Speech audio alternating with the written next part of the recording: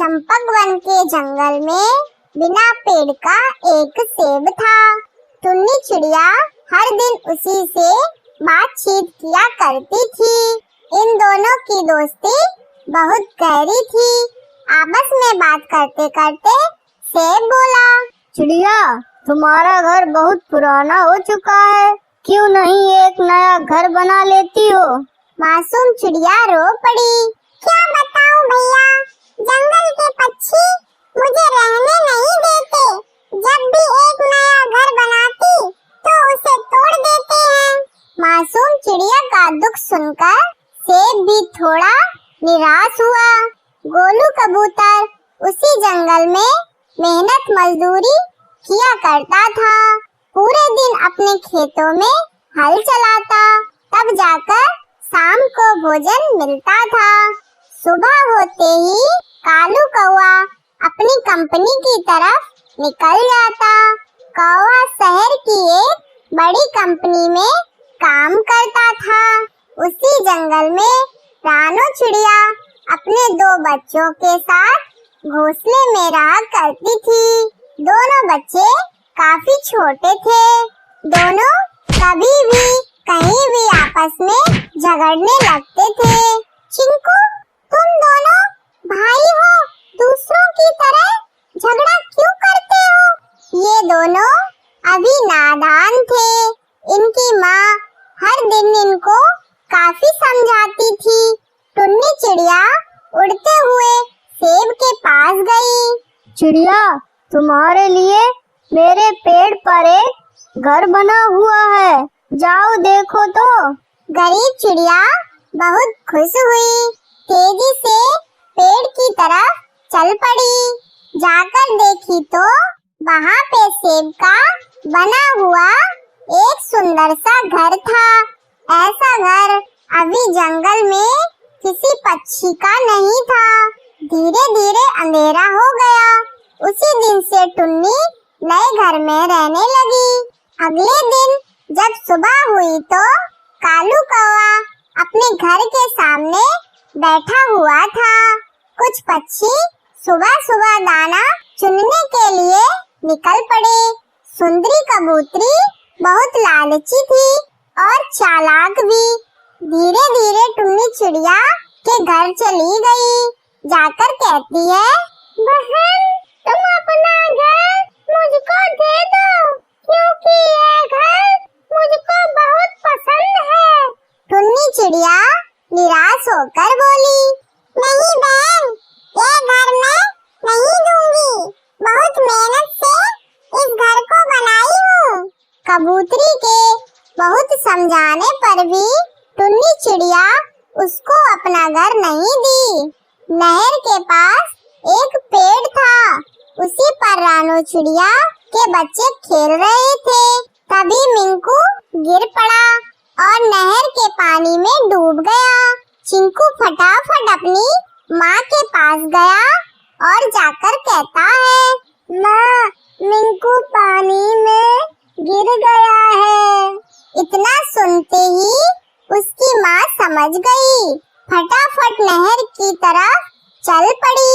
आकर देखी तो मिंकू यहाँ पर नहीं था। रानो चिड़िया बहुत रोई। हे भगवान, ये क्या किया? हंसी खुशी परिवार को रुला डाला। टुन्नी चिड़िया का सेब से बातें किए बिना मन नहीं लगता था। कालू कौवा बड़े से तालाब में पानी पी रहा था तो आवाज आया, कौवा, तुम तालाब में पानी को मत पियो, वरना मारे जाओगे। कालू कौवा बातों को नहीं माना और सच में अचानक मर गया।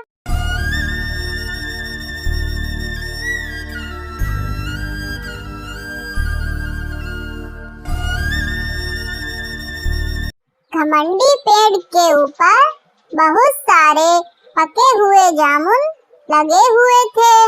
चिड़िया उन जामुन को तोड़ रही थी तो पेड़ गुस्से में बोला, ओ चिड़िया, तुम इन फलों को मत तोड़ो। तो टुन्नी डर गई। फिर घर आई। गोलू जंगल से लकड़ियां ढो रहा था। उसकी पत्नी अपने घर को मजबूत बना रही थी। गोलू लकड़ियां लाकर बोला, अरे अरे थोड़ा आराम भी कर लो, हम पक्षियों का जीवन ऐसे ही गुजारना पड़ेगा। लेकिन रहने के लिए घर तो बनाना ही पड़ेगा। शाम हो जाने तक ये दोनों बहुत मेहनत किए, तब जाकर घर बना। रानो चिड़िया अब कुछ ही दिनों में अंडा देने वाली थी। सेठ मोतीलाल को बहुत जोर से भूख लगा था। जंगल में कहीं भी एक भी दाना नहीं दिखाई पड़ा। चलता गया, तभी देखा कि सुंदर सुंदर पके हुए जामुन लगे हैं। पास जाकर जामुन को खाने लगा। पेड़ गुस्सा हुआ और बोला, ओ सेठ, तुम मेरे फलों को मत खाओ, वरना मैं तुम्हें खत्म कर दूंगा। ज्यादा भूख के कारण सेठ नहीं हटा। तुरंत पेड़ हिलने लगा। मोतीलाल गिर पड़ा, डर गया था तो बोला, अरे मोरी मैया, ऐसा पेड़ तो कभी नहीं देखा। फटाफट अपने घर गया। बहुत डरा हुआ था। रानो चिड़िया का समय हो चुका था। धीरे धीरे 2 अंडा दी। टुन्नी बैठकर रो रही थी। गोलू कबूतर उसी रास्ते से जा रहा था तो कहा कि अरे बहन, तुम रो क्यों रही हो? क्या हुआ? क्या बताऊं भैया, मेरे पति को मर जाने के बाद मुझे बहुत दुख हो रहा है। मेरे पास एक भी पैसे नहीं है और घर टूटने वाला है। गोलू कुछ पैसा दिया और चला गया। धीरे धीरे शाम हो चुकी थी। अगले दिन जब सुबह हुई तो टुन्नी सो रही थी। सेठ मोतीलाल उसके घर पहुंचा और कहा, ओ टुन्नी, बाहर निकलो, सुबह हो गई। चिड़िया तो मजे से सो रही थी। बाहर आकर कही, क्या हुआ सेठ जी, आप इतना सुबह क्यों आए हैं? सेठ मोतीलाल सारी बात टुन्नी को बताया। चिड़िया रोते हुए बहुत दुख के साथ कही कि मैं आपका पैसा कुछ ही दिनों में दे दूंगी। सेठ वापस चला गया। इधर गोलू कबूतर बहुत सारे पके हुए जामुन तोड़ ले गया। उस टोकरी में भरकर ले जा रहा था। कालू कौवे को देखकर बोला कि भैया, पके हुए आम चाहिए क्या? कालू कौवा देखते ही खुश हो गया और बोला, हाँ हाँ चाहिए, ये लो पैसे। पैसे लेकर गोलू वहाँ से चला आया। अगले दिन टुन्नी सुबह के समय अपने पेड़ पर आई। देखती है कि सारे जामुन खत्म हो चुके थे। जादुई जामुन का पेड़ कहता है, टुन्नी, तुम चिंता मत करो, अभी सारे फल आ जाएंगे। देखते ही देखते सारे फल अचानक आ गए। टुन्नी चिड़िया खुश हो गई। उसी दिन रानो चिड़िया गोलू को गाजर चुराते पकड़ ली। गोलू उसको मार दिया। यह खबर सेठ मोतीलाल के पास गया।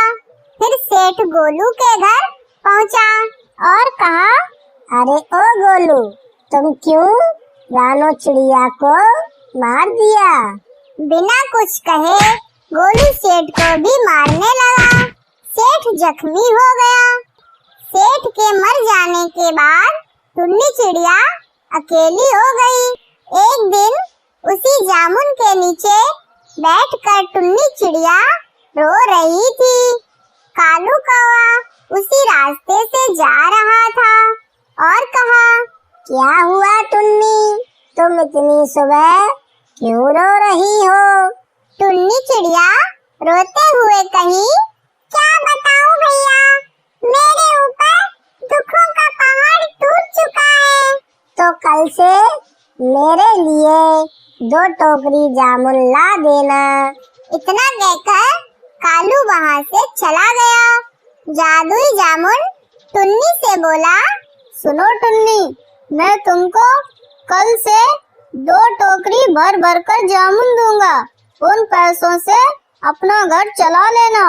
उन दोनों को बातें करते करते शाम हो गया था। टुन्नी अपने घर चली गई। सुबह होते ही गोलू जादुई पेड़ के जामुन तोड़ने लगा। पेड़ बोला, ओ गोलू, तुम यहाँ से चले जाओ, वरना मैं तुमको खत्म कर दूंगा। गोलू वहाँ से नहीं हटा। जादुई पेड़ उसको गायब कर दिया। थोड़ी देर में टुन्नी चिड़िया पेड़ के पास पहुँच गई और कहती है, हे जादुई पेड़, 2 टोकरी जामुन दो। इतना कहते ही पेड़ चिड़िया को 2 टोकरी जामुन दिया। टोकरी लेकर चिड़िया कालू के पास गई। जामुन देकर बोली, भैया मुझको पैसा दो, घर जाना है। कालू उसको अच्छे पैसे देता है। टुन्नी अपने घर चली जाती है।